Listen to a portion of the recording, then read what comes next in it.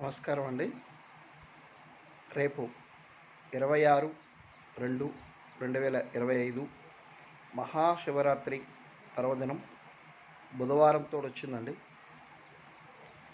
బుధవారము మహాశివరాత్రి రావడం అని కూడా చాలా మంచిదండి. ఇది చాలా విశేషమైనదండి. చతుర్దశి త్రయోదశి కలయికతో వచ్చింది మహాశివరాత్రి కాబట్టి చాలా విశిష్టత ఉంటుందండి.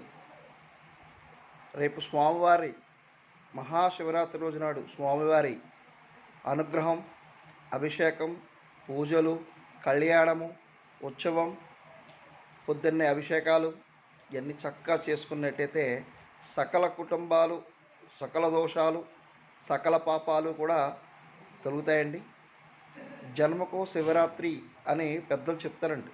జన్మకో శివరాత్రి అంటే ఈ సంవత్సరం నుంచి మళ్ళీ వచ్చే సంవత్సరం వరకు శివరాత్రి సంవత్సరానికి ఒకసారి వస్తుంది కాబట్టి జన్మకో శివరాత్రి అని చెప్తారండి. అందుకని జన్మకో శివరాత్రి కాబట్టి ప్రతి సంవత్సరానికి ఒకసారి వచ్చేది కాబట్టి జన్మకో శివరాత్రి అని పెద్దలు చెప్తారండి. మహాశివరాత్రి రోజునాడు పర్వదినాన చక్కగా అభిషేకం చేసుకున్నట్టయితే చాలా కుటుంబంలో మంచి జరిగే అవకాశాలు చాలా ఉంటాయండి. ఈ బుధవారంతో వచ్చింది కాబట్టి అందరికీ కూడా శుభాలు జరుగుతాయండి. కళ్యాణాలు జరగలేని వాళ్ళకి కళ్యాణం జరుగుతుంది. ఇల్లు కట్టుకోవాల్సిన వాళ్ళకి ఇల్లు కట్టుకుంటారు. ఇది చాలా విశేషమైనదండి. ఇంత అంతా చెప్పలేమండి. బుధవారంతో వచ్చింది కాబట్టి జ్ఞానంతో కూడా ఉంటుందండి. చక్కగా ఆరోగ్యం కూడా చాలా బాగుంటుందండి.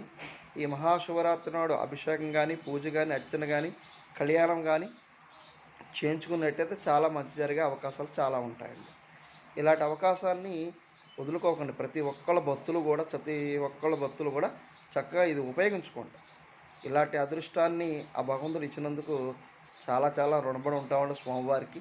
ఎందుకంటే మహాశివరాత్రి నాడు 12 జ్యోతిర్లింగాల్లో కల్లా ప్రతి జ్యోతిర్లింగం కూడా దర్శనం చేసుకుంటే చాలా మంచిదండి. 2023లో ఉజ్జయిని క్షేత్రానికి వెళ్ళానండి. మహాశివరాత్రి రోజు నాడు ఉజ్జయిని క్షేత్రము విశేషత ఏంటంటే ఉజ్జయిని మహాక్షేత్రం మహాకాళేశ్వరుడు అండి. మహాకాళేశ్వరుడు అంటే మనలో ఉండే అహంకారాన్ని అంతా తగ్గించే ఈశ్వరుడు అండి. ఎవరైనా వీలుంటే వచ్చే సంవత్సరం ఉజ్జయిని క్షేత్రం ఓంకార క్షేత్రానికి వెళ్ళండి.